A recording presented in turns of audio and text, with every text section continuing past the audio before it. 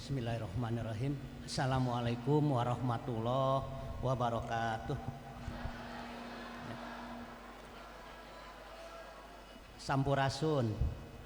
Ya, alhamdulillah masih bisa jawab ya, walaupun di pinggir daerah pinggir mana ini ya, jauh dari Bandung ini ya.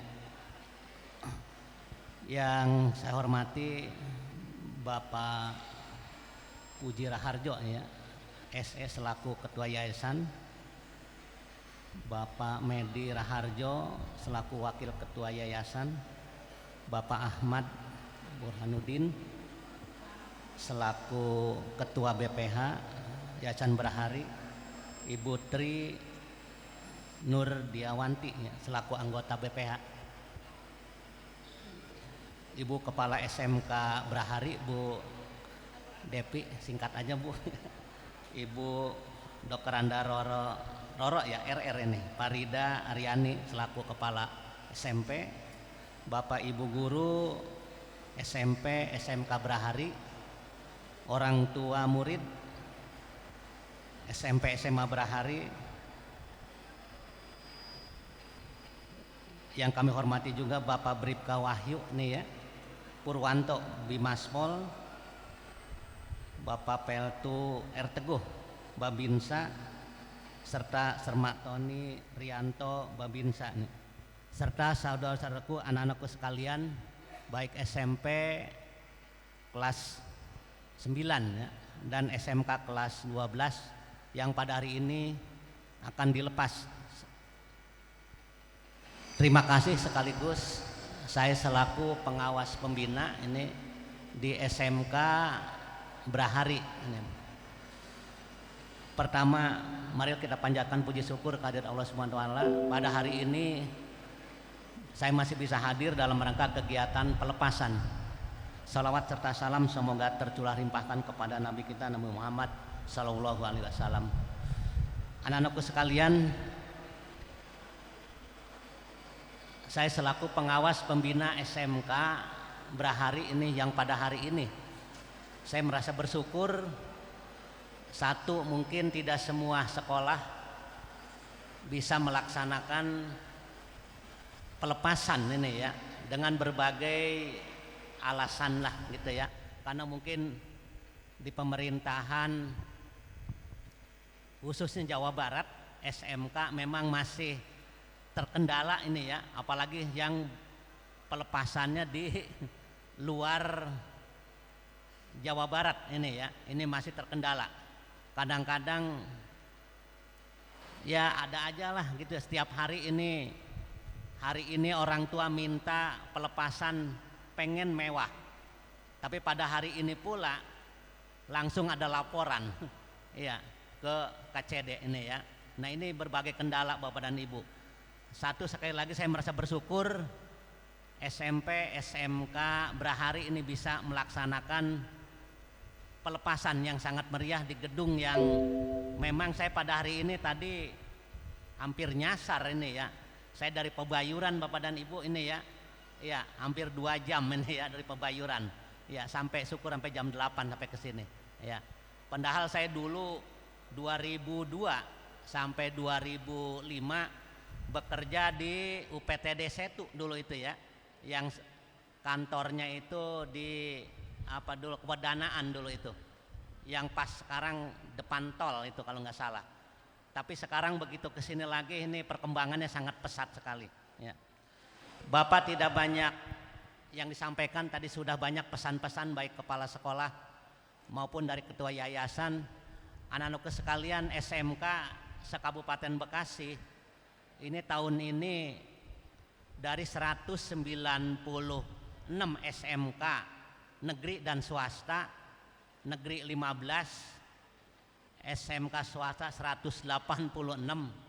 Kalau tidak salah ini meluluskan hampir 22.000 ini ya tahun ini. Ya tahun ini 22.000 itu ya. Ini belum ditambah SMP SMA paket C ya. Ini akan bertambah panjang ini ya. Ini Tapi walaupun demikian anak-anakku sekalian, ini khususnya SMK yang sampai saat ini mungkin menjadi omongan itu ya, penganggur penganggur. Tapi saya yakin khususnya anak-anak SMK Brahari ini ya, yang 50 berapa tadi Bu? 55 orang ya yang akan dilepas pada hari ini ya. Saya yakin dengan adanya dididik skill, adab ya, dan doa orang tua, saya yakin bisa audisi ini ke depan tidak jadi masalah ya. Mungkin yang akan bekerja bisa langsung bekerja itu ya, bisa melanjutkan atau berwirausaha. Cuman kadang-kadang khusus wirausaha ini ya, atau bekerja ini anak-anakku sekalian, saya bukannya pesimis untuk orang Bekasi ya, ini saya selaku BA ini sama ini ya, BA itu Bekasi asli ya, ya BA itu ya. Mungkin ada teman-teman yang BE ini Bekasi Endonan ini ya, ini orang Bekasi asli. Pada waktu kami kemarin mendampingi pelepasan juga di Tambun itu, khususnya dari CSR PT Suzuki yang ada di Tambun, menyampaikan bahwa Bekasi ini kalau dalam bekerja disebut zona merah ini itu ya, zona merah. Ini sudah tanda udah merah ini ya. Sedangkan yang masih hijau itu katanya anak-anak yang dari daerah pegunungan wilayah selatan. Sedangkan yang kuning ini daerah pesisir. Jadi anak-anak sekalian, ini persaingan yang sangat ketat. Ini bagaimana nanti mungkin Bapak dan Ibu khususnya di SMK bagian Hubin ini ya, karena kita disebut zona merah ini ya. Zona merah ini artinya para pengusaha ini atau PT ini ragu gitu, ragu atas orang-orang Bekasi ini. Jangan sampai nanti anak-anak sekalian, saya yakin betul lah dengan diberikannya skill dan tadi itu karakter dari SMK Brahari ini, zona merah ini akan Anda jawab gitu ya, akan Anda jawab. Jangan sampai pesimis. Saya sendiri dulu pada waktu lulus D3, saya pada waktu lulus D3 langsung diangkat oleh pemerintah itu keluar daerah, Kalimantan Barat, Irian, Lampung. Itu saya selaku orang Bekasi dulu begitu lulus nolak saya itu ya, orang BA ini. Kata saya nemen-nemen amat dengan golongan 2C gaji 60.000. Masa saya nggak bisa hidup di daerah Bekasi? Sementara orang lain pada masuk ke Bekasi, saya harus ke Irian gitu ya. Sehingga saya tidak ngambil itu ya. Padahal dulu langsung ditempatkan, baru boleh pulang 10 tahun itu. Karena itu saya meyakini betul, saya selaku orang Bekasi harus bisa hidup, bisa bertahan. Nah, inilah saya buktikan. Anak-anakku sekalian, Bapak termasuk lulusan SMK Pertanian ya. Pertanian, sampai sekarang siapa yang mau tani ini, nandur ya, ngegebot ya bahasanya. Tapi saya meyakini ya, begitu lulus D3 langsung terjun ke tani Bapak dan Ibu. Saya yakin artinya saya dengan tani bisa hidup gitu ya, bisa hidup. Karena itu di sela-sela tadi ijazah D3 saya, S1 saya tidak laku bahasanya, maka saya gunakan ijazah yang di SLTA. Maka saya melamar pekerjaan dari golongan 2A dari usia 22 tahun sampai sekarang ini bekerja hampir 2/3 usia saya ini habis di bekerja ini ya sebagai PNS ya. Saya yakin di pertanian saya akan hidup gitu ya anak-anakku. Demikian itu ya, karakter yang harus dibentuk ya. Karena itu sekali lagi termasuk ini Bapak Ibu guru SMK, mungkin beberapa hari lagi ini saya juga akan habis purna bakti ini ya. Permohonan maaf nanti kalau selama mendampingi selama setengah tahun ini ya, dari per Januari sesuai SK ya, nanti mungkin ada ya pengawas yang baru ini ya. Ya itu. Permohonan maaf nanti kalau misalnya dalam perjalanannya ini baru setengah tahun, ini tidak bisa mendampingi dengan sempurna ini. Jadi sekali lagi anak-anakku sekalian, Bapak hampir 2/3, hampir 38 tahun lebih bekerja sebagai PNS. Ini harus bisa hidup ya Bapak dan Ibu. Saya sekali lagi tadi, kalau besok Bapak pensiun, ini bahasa Bapak ini orang nyebutnya Bekasi ini namanya kuli. Ini atribut kudu dipakai ini ya. Padahal ini sehari-hari ini Bapak juga agak ribet juga ini. Mungkin beda dengan Bapak Bimaspol ataupun tadi Babinsa. Setiap hari ini pakaian dinas dipakai. Kami sebagai orang sipil begitu pemerintah memberlakukan harus pakaian adat yang sehari-hari barangkali kurang sreg banget, itu tetap harus kita pakai karena kuli ini ya. Anak-anakku karena kuli harus mau ini ya, harus mau. Yang paling bebas adalah berwirausaha itu. Karena itu saya yakin tadi saya contohkan begini. Kalau saya besok pensiun itu kurang lebih duit 15 juta saya habis. Sertifikasi 5 juta akan hilang. Tunjangan daerah 5 juta akan hilang. Kemudian dari gaji akan hilang. Padahal pangkat saya udah jenderal macet ini ya, golongan 4D.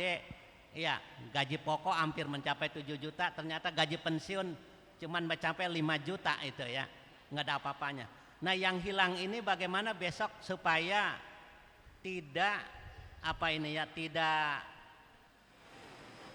kembali gitu. Karena itu saya yakin tadi saya maka seorang petani, begitu dari awal saya diangkat maka saya berusaha jadi tani Bapak dan Ibu. Saya di kampung, karena di sana daerah mungkin yang kemarin terkenal Pak Haji Yasin, saya harus punya sawah 10 hektar itu. Kalau 10 hektar kali 2 ton, gambaran saya itu kali 500.000 itu berarti 100 juta per 6 bulan. Berarti kalau dibagi 6 bulan itu 15 juta. Jadi besok uang saya yang pensiun tadi itu enggak terlalu hilang gitu maksud saya. Nah itu saya buktikan anakku sekalian itu ya. Tadi sebagai seorang petani tadi itu Bapak lulusan SPMA itu ya. Bapak buktikan, ternyata syukur ini 2 tahun yang lalu Bapak telah mencapai ya tadi 10 hektar sawah itu ya. Ya Bapak buktikan itu dengan kerja keras. Nah itulah anak-anakku sekalian harus gigih ya. Jadi sekali lagi sebagai contoh aja itu, anak-anakku jangan takut hidup di Bekasi. Ya saya yakin tadi dengan didikan, skill dan adab termasuk doa orang tua itu kalian akan tetap bisa hidup ya. Itu gambaran anak-anak sekalian. Bapak tidak panjang kata ini ya. Mudah-mudahan kalian begitu dilepas ya, selaku orang Bekasi saya yakin boleh kuli, tapi mohon 3 tahun. Setelah 3 tahun berubah menjadi wirausaha atau melanjutkan. Jangan kuli melulu. Karena di PT ini 3 tahun maksimal kayaknya sudah akan putus bekerja.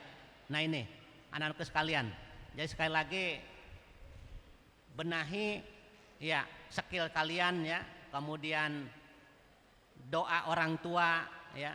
Saya yakin sekali lagi tetap akan bisa hidup di bumi Bekasi khususnya. Jangan takut, walaupun tadi dari para CSR nyebutnya sudah zona merah itu ya, khususnya itu.